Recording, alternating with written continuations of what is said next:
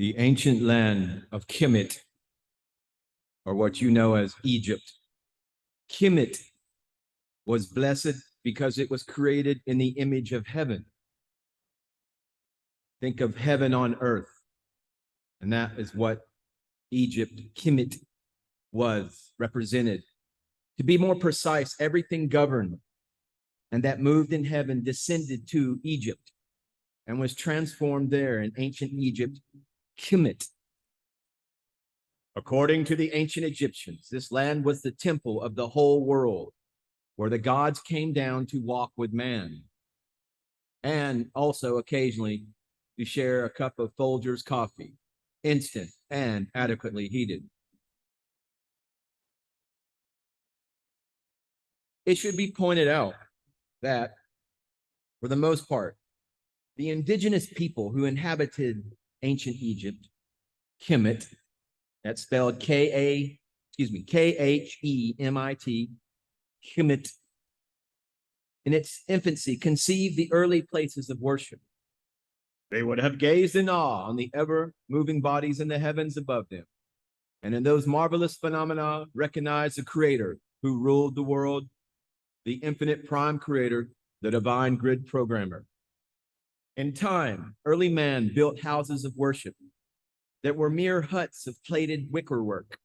The front of the roof was decorated with projecting wooden beams with a few short posts and 2 high poles attached.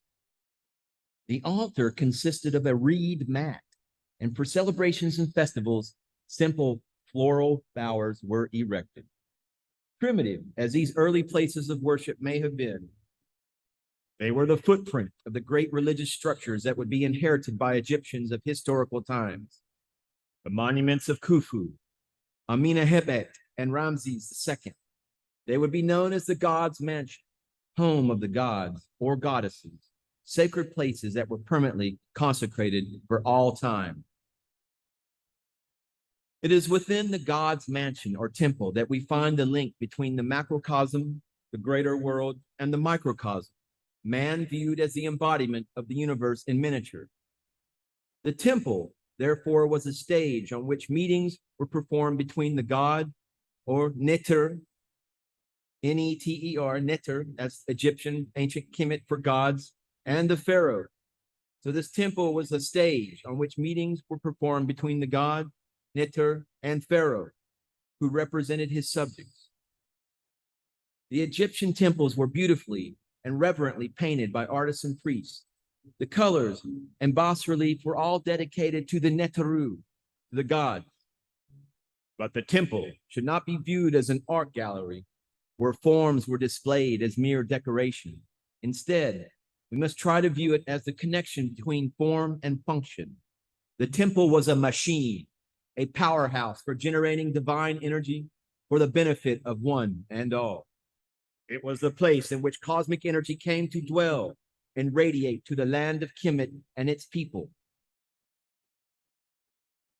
Another area where the cosmic energy comes to dwell is here at the Aumbonda New Earth Education Center.